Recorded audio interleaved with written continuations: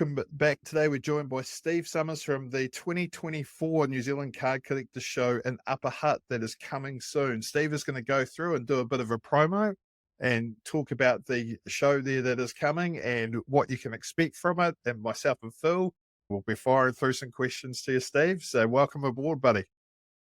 Glad to be here. Yeah, and a great opportunity to talk about the show. Cool, mate. We're excited for it. Unfortunately, I won't be able to fly down to Wellington that week, but I think Phil is going to be very keen to attend with his cards. We've been collecting really, really hard out this year, and we've started off being kids initially in the basketball card hobby, and now we've just grown into growing men with money, and we can spend it on our hobby that we love and share it with our kids sometimes if they ask us the right questions at the right time. Trying to teach my 2-year-old that you're not supposed to bend the cards. It's been quite the journey. So he only gets base, of course. And if I give it to him in a penny sleeve, it's like, Dad, take it out.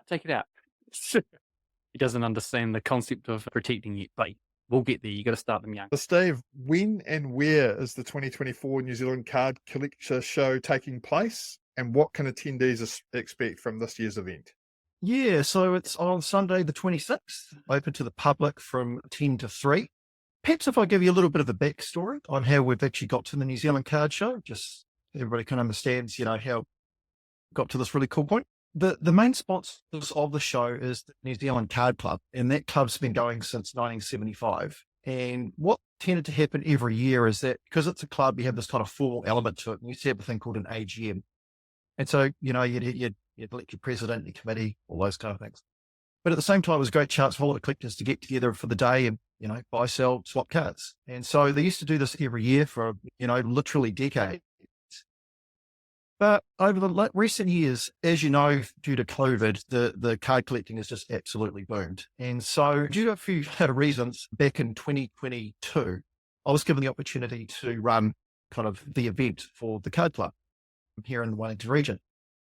And because I'd seen what had taken place overseas, particularly if you look at the national in America, you look at like the London Card Show, even some the kind of smaller kind of shows in Australia, and particularly, the crowds that they were getting and what they were offering for those kind of events, I thought there was kind of a perfect opportunity if I was going to do it to actually turn it more into a outward facing show for the public. And so get, members, non-members, everybody along to actually really enjoy cards no matter what you collect. And so first one started off at Johnsonville in 22. I didn't have that much time advertising. Previously, the card club had never really done social media. So the idea of Facebook and other forms of social media just wasn't there. So I kind of kicked that off and we ended up with 39 tables. So, a pretty good start. I only had a few months to kind of sort it. And then in 2023, we had the opportunity for a larger venue and sharing it with kind of a Wellington general kind of collector club that have something every year. And they invited us along and said, want to come along. So, grabbed it with both hands, said, yep, I'm more than doubling size. So fast forward to this year, we're now at 138 tables. We take up the entire hall. It's everything in that hall is to do with card collecting. We've essentially sold out space. I mean, I've tried to configure to see if we can get more people in it, but there's always that trade-off between space and actually have the public move around and check out tables. And so what I've done now is just, if anybody contacts me, I've put them on a waiting list. So, we could actually end up, if I had full space available, get to 150, but, that's a problem for 2025. So 2024, 138 tables and just a really wide selection. One of the things we're really kind of conscious of is that it's a show for all card collectors. So it doesn't matter whether you're sports cards, trading cards, gaming cards, old vintage cards, cigarette cards, those kind of things. There's something for everyone at the show. And that's something that we've really pushed over the last 2 to 3 years. It's a show for everyone, because the card collector community, as we all know, is huge and it's getting bigger. And so it's great to have them all under one roof and everybody can kind of appreciate everyone else's kind of elements to the hobby. Got a bit of a two-parter for you following on there, Steve. Is there an admission cost? And second to that, the 138 tables that are there, what's the idea? Do people come along, check out what people have, and they swap, or do they sell? Like, what's the general idea of the people that are actually have a table there versus the public that are streaming in? So for your viewers, good news, it's free. Yep. Although, I mean, it's always worth it. But I think particularly as it grows over time and we're quite conscious of adding more and more elements to the show, there might be a cost. But what we're thinking, kind of toying with the idea next year, it might be something like a gold coin donation. It won't be anything significant. And even we know that when we're running the show this year in one of the other rooms, there's a breast cancer event going on. So we're going to have like a donation thing. So we might tie it in something, some of that money might go to a charity next year, something like that, kind of giving back to the community is kind of our thinking. In terms of the show and the tables, it's very much about buy, sell, trade. So if I look at the makeup of the vendors, so it's about 51, 52 vendors in total.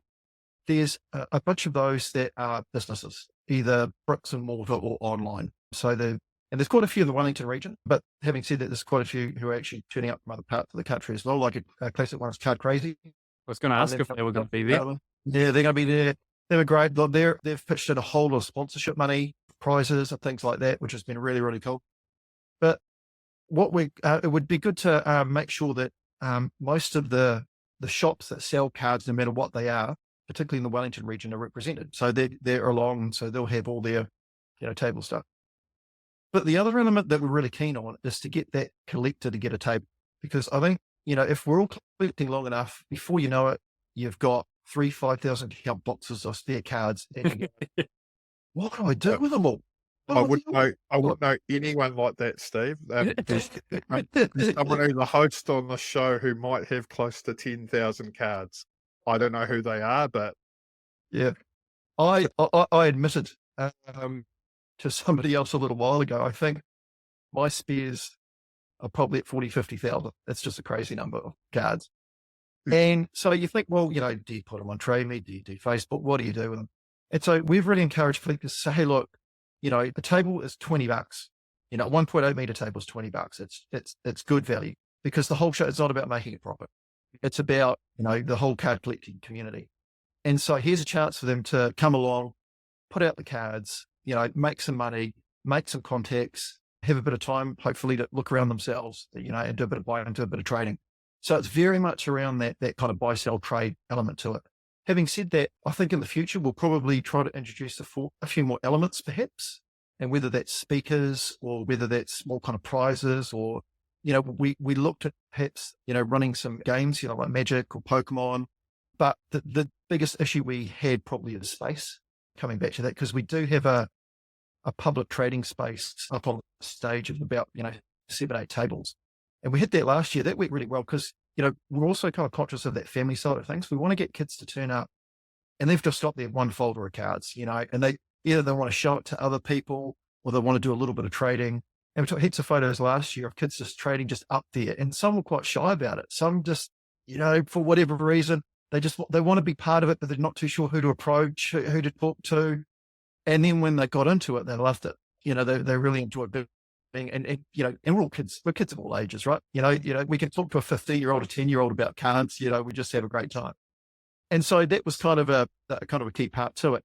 And so I guess the only thing with, if you think 138 tables, it's open from 10 to 3, man, you have to kind of prioritize where you go because there's no way you can actually check out all the tables because there's just so many cards. You group them like sports and, Pokemon, is that how or are they just spread out? Generally, yeah. Yeah, I try and, because what we've got is tables around the edge of the hall. A lot of that is based on needing power for a payment and all that kind of stuff. But then we have 5 table islands and each one's got, I think, 16 tables.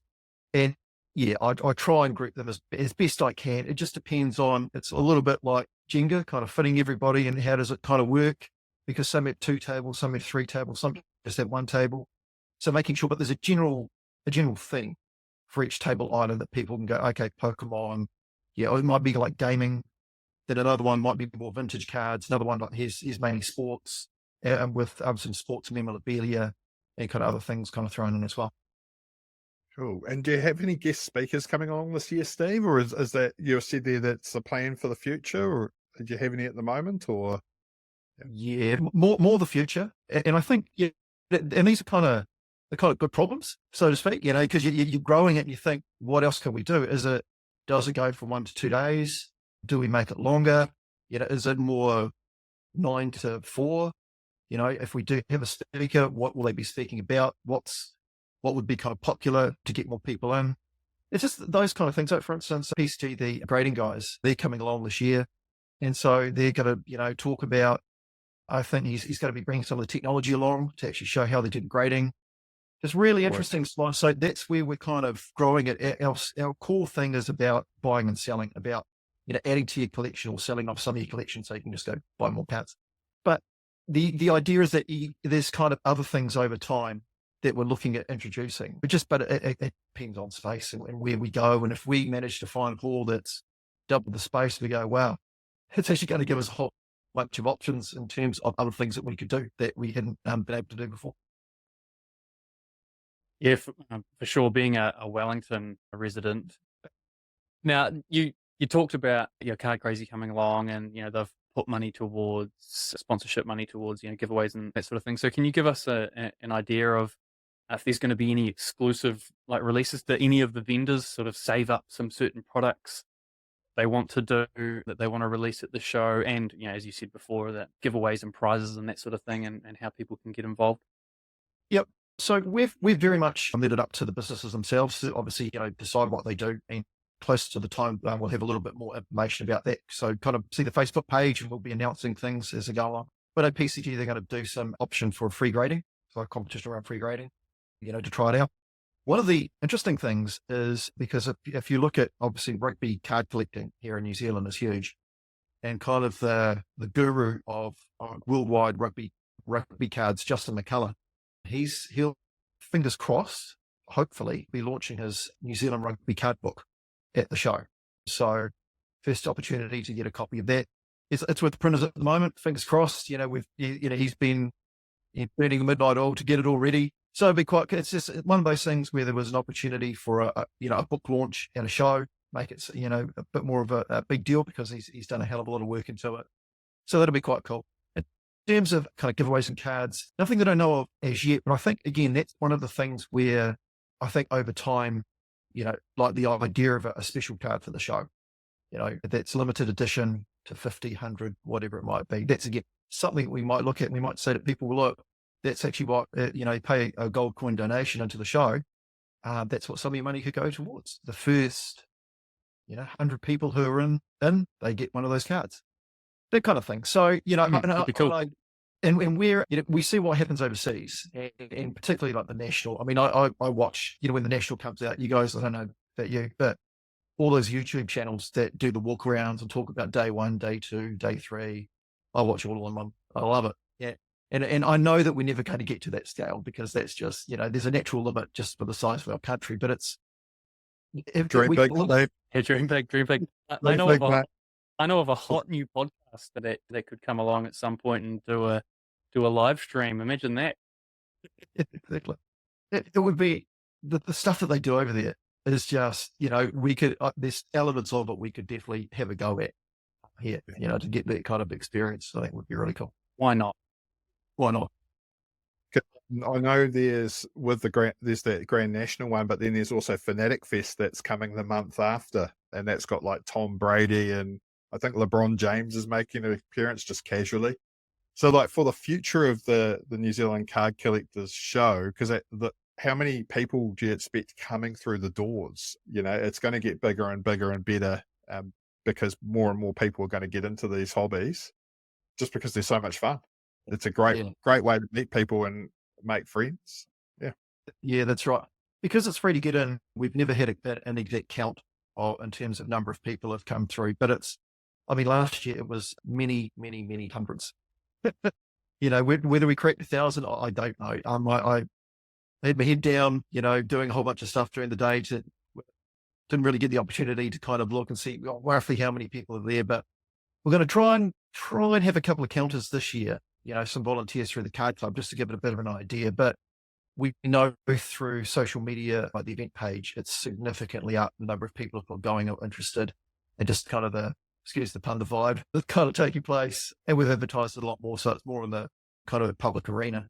And the other thing too is, going back to an earlier comment, that we're conscious that we've got enough space for people to move around, because I think that's one of the things where you can try and load in tables But if you have the party and everybody turns up, you can really move around. And part of the feedback that we got last year was that it would be cool to have a bunch of chairs actually in front of a lot of the table.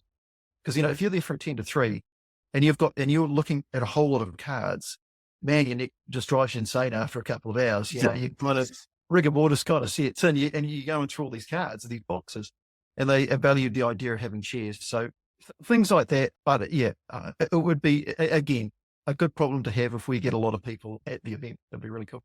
Now, just trying to catch up on where we're up to. So, I mean, it's hard to really ask the question. You've kind of touched on it, but just around what sets this collector show apart from others in the world. It definitely sounds like you're on the come up. So there's lots of room for improvement, and based on what Jimmy and I have noticed with since we've entered the hobby, and as you've talked about as well, it's a growing community. So is there anything in particular that sets you apart, or would you have some really neat ideas that you've got firmly sort of locked in, so to speak, for next year? Yeah, I think it's been one of those kind of natural progression journeys, like I mentioned earlier about kind of growing it. I guess because it's mainly sponsored by the New Zealand Card Club, we're really about that kind of community side of cards. So, and particularly bringing in families, making it kid friendly, and and having a chance for not only collectors to get to talk to each other, but also even vendors, because sometimes some of them are wholesalers, some of them are retailers, getting a chance to actually network and kind of build those relationships.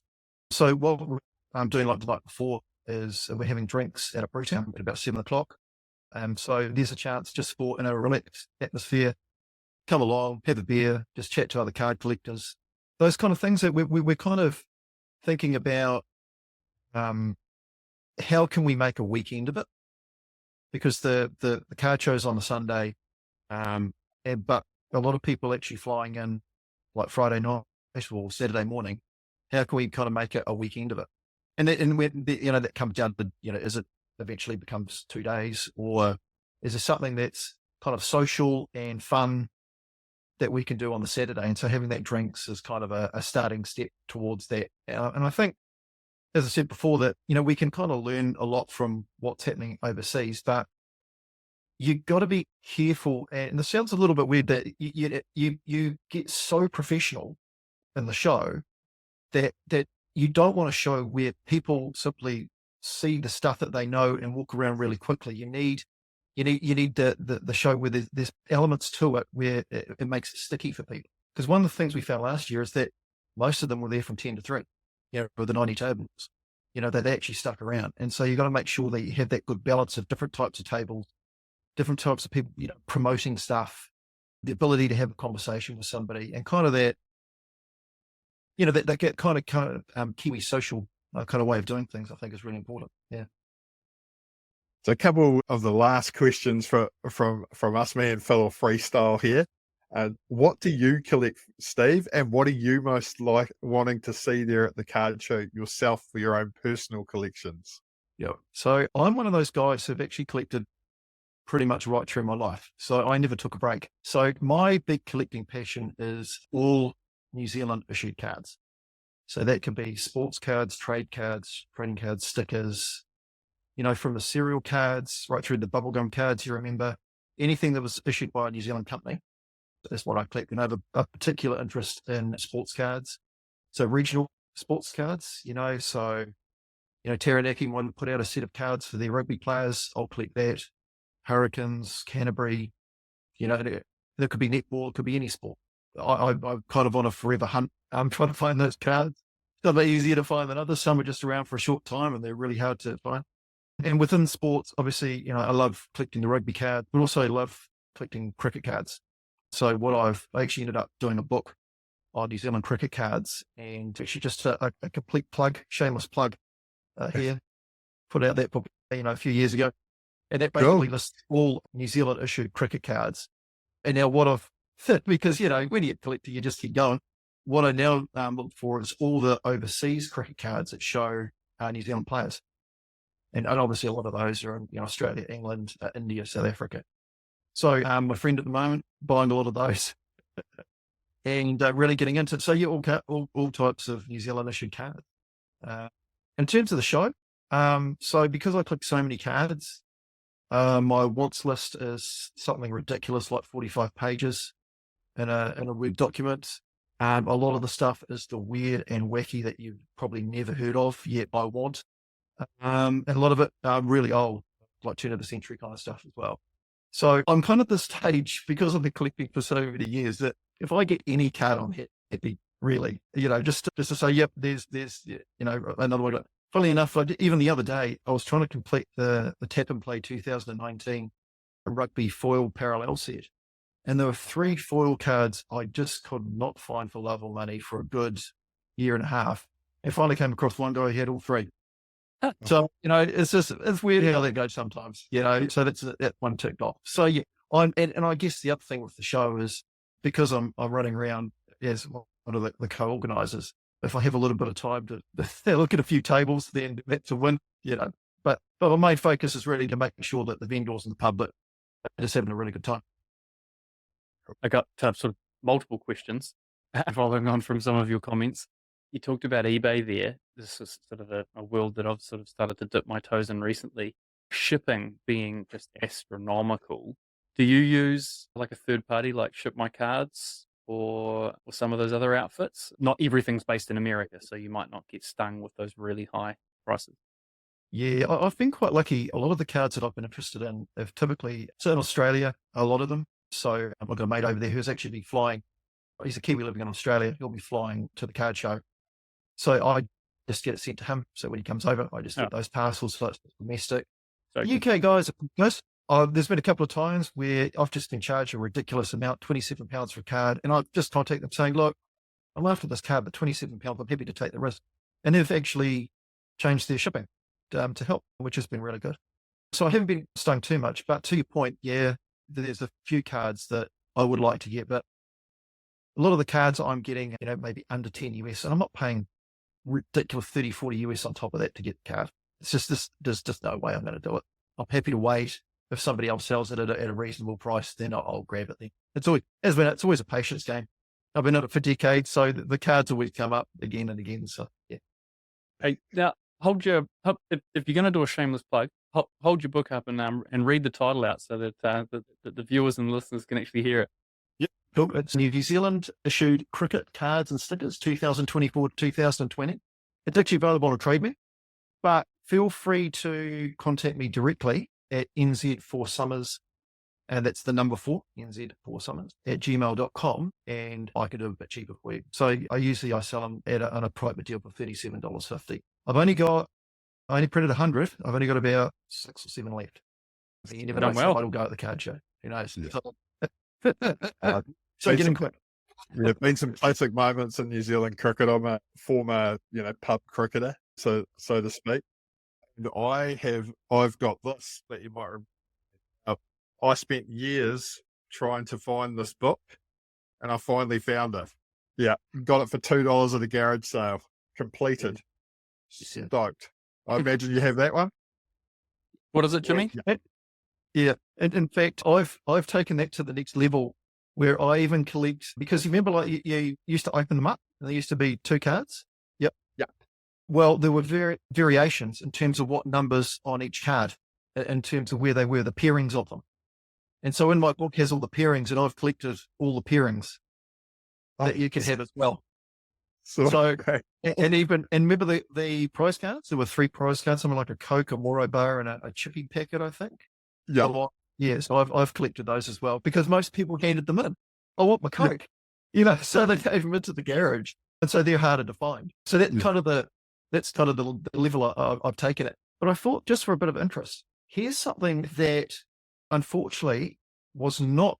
They were going to issue it in New Zealand, but it never ended up actually taking place. So this is the promo card. Sorry for the glare, guys. By Futura, it was going to be a New Zealand card set that came out, and so they put this promo card out saying it was I think it was going to come out November 1996, and it never happened. So that is the only thing you can actually find from that set. That's neat, and you own it. Yeah. And there was, I don't know how many of these promo cards are in existence. They're not super rare, but you can get them from time to time.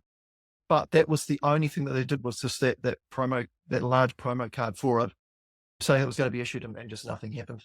One of those great disappointments. Looking forward to it. Mm. And I thought, just as another thing, just for a bit of fun, because I know you mentioned about like 90s cricket cards. Do you guys go to mini games in the 90s? Yeah, I went to a lot at Seddon Park in Hamilton. I was one of the little kids on the sideline by the boundary rope. Yeah, before the picket fence got installed. So yeah, I was one of those. Nice. I'm a Medal 2 boy originally, and so we used to go down to the Basin Reserve and watch the ODIs and stuff. But during the 90s, Powerade actually sponsored the Black Caps, and you could just walk around and there would be this Powerade stall, and you could grab these large kind of player cricket cards. Yeah, it's a good old Chris Keynes. Awesome. Yeah, Nathan Astor. And I thought, I'll show you this one. I'll show you two, because they're kind of, when you think about it, a little bit in sync. So you've got here Danny Morrison. Love Danny Morrison in the 90s. Yeah. And there's the group with the grey and the white. Yeah, the young guns. But speaking of Danny Morrison, then they had the duck by the card as well. And they used to have the shell hit the sign competition. Do you remember that? If they hit the sign, someone could win 10 grand cash. That was the whole thing from back in the day in the Shell Cup. Yep. Remember that well. Yeah. So it's amazing that if you go to those things, and there'd be probably 100, at least 100 of each card just sitting there, and you could grab them as kids. But you'll try to find them. Most of them get chucked out. And I always talk about the survival rate of a lot of sports cards, and this is not here around the world, the regional cards. I reckon the survival rate is incredibly low. It's probably 1 or 2 out of every 100 survive for a year, because most kids, if they lose interest, mum and dad comes through and they clear out their room, they just get thrown out. So you kind of have to grab them where you can. Is there a secondary market? Is that a part of it as well, where people don't see it as having any value? So they're kind of like, no point. I think for kids today it's changed, but when we were kids, it was just fun. Yeah. So we just have something. These kind of larger cards we would pin up on our walls. We might get them signed if we got near a player, but beyond that, it was kind of like a kind of time in life, stage of life kind of thing, where that was cool. But then you moved on to cars or girls or whatever you do, and so it was kind of, and it's only like kind of people like us that end up saying, "Hey, look, it's important kind of." To keep some of the stuff, it's actually quite cool. So I mean, I think the kids now, they kind of get it, and you see that in terms of the top loaders and the penny sleeves, all those kind of things. But back then, we never had much like that. We had the Ultra Pro pages. We had some sleeves going on, and card crazy. The card crazy of the 1990s was trying to encourage that, but a lot of it didn't survive. The only ones that really, particularly the oddball stuff like that, the things that did survive a lot more were more the trading cards, because, you put them in pages, put them in an album, and so the survival rate. So the card crazy, cricketers of the 90s set, there's a lot of those around, and the top one as well, because, kid put them in pages, looked after them. That's why you still find the insert. But this kind of oddball, regional, or just point in time kind of issues, not too many survived, unfortunately. But just as an aside, give you a good example is, the gold cards that come with the wheat bits, the rugby gold cards. Yeah. So the Lomu one, they produced 500 of those. We reckon there's less than 10 that have survived in total. Yeah. And even the McCaw and Carter ones, they printed 5,000. And so we've just been keeping tabs just on Trade Me how many pop up, because they're all individually numbered. So it just gives you just a rough idea, and then you add a little bit of GST onto it. But again, you're probably looking at maybe 150 or 5,000, because most people don't check their wheat packets. The average Joe just does it. They just have the wheat bix and they throw the box out. And so they don't realise that there's actually a card with quite a bit of money at the bottom. Well, I've got a few of the more recent rugby wheat bix cards I'd be more than happy to give you, Steve. That's something that you're after, because it's that collector in me. On the back of the Weet-Bix packet, I've got the little box that you can put them in if you cut it out of the cardboard, and then you can sellotape it together. So I've done that. I made the little box and sellotaped it and put it on. I put them all in there. I've just kind of got them sitting in a drawer, and trying to think of who I could give them to that's interested in rugby. I'm a I'm a rugby league guy, so I'm not even really sure why I'm collecting them, but I guess it's a collector's a collector. I can't bring myself to throw them out. I'm like, someone's going to want this. Yeah. And that's the adage that I always go in with that stuff. I've actually got some rugby cards as well here. And you always go with the adage, someone will want them. Yep. I think that's a great absolutely. sentiment. Yeah. I think, and kudos to Sanitarium as well. I mean, they started that All Black series, I think it was about 98. They started to issue rugby cards, and they've been going ever since. And I think that's helped a whole, probably get 3 generations of Kiwi kids. The idea of that regularity of collecting cards. What's the new All Black set that's going to come out? They're going to collect. And now you're getting guys who are in their 20s, 30s, whatever. They're going, I remember those cards. Well, those were the late ones. I'd love to get a set of those.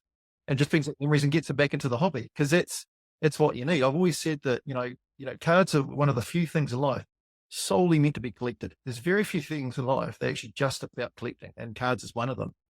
And it's really cool just to, for people to have those memories, and because of social media and because of the internet, the ability to look online, get the cards that they want, and that kind of kicks it off again for them, later down the track when they've got a bit more money and they don't have all the responsibilities as much as they do when they're younger. Yeah. Yeah. You have to really wind my dad up.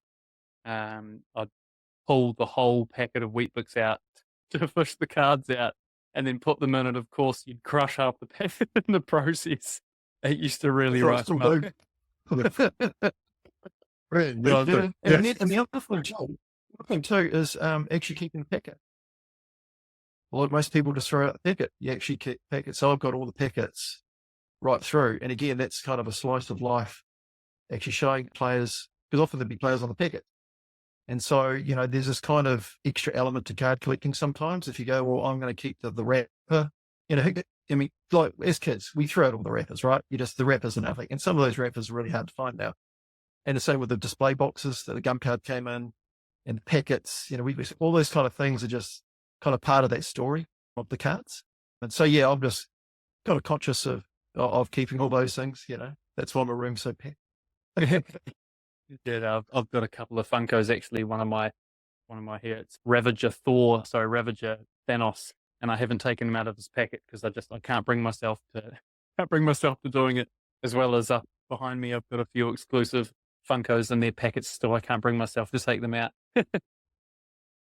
Yeah. You've seen behind me, I've got a whole kind of display of and down the bottom of a lot of All Blacks kind of stuff that was kind of promotional, meant for kids, or things I remember as a child. So you'll see the Celtic, board that a lot of the small figures were meant to go on, and then the other one there, the interchangeables, was a display board that they would have had at the Celtic station.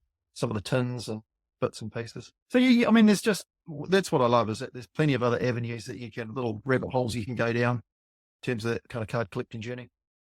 Well, I've got a whole lot. I was just looking there, a big stack for you. Nice. I'll never say no. At the very least, I can then send them on to somebody else who might need them as well. So we all tend to help. From 2019, I saw there was I think there's a Christian Cullen hiding in there as well. Special edition one. Very handy. Very good. Well, thank you very much for coming along, Steve. We'd love to get you back as well to come in and promo the next event as well over the year. That'd be really cool, because we're excited to see it come about, and then we're also excited to see where it goes from here into the future. So thank you very much for your time today, and thank you very much for joining us. Thanks very much. I really appreciate it, guys. Yeah, awesome. Look forward to meeting you, mate. I'm definitely going to make sure I pop out. I might have to bring one of the kids along, but yeah, absolutely. Bring the kids along. They should have fun time. Thank you for listening to the Basketball Edition podcast. Please make sure to follow us on our socials, basketball_edition_WMSA. And if you are wanting to have a chat with us, please send us a message and we'll get back in touch with you. Make sure to follow us on Apple, iHeart, Spotify, Google Podcasts, and YouTube, all good podcasting streaming channels. Thank you.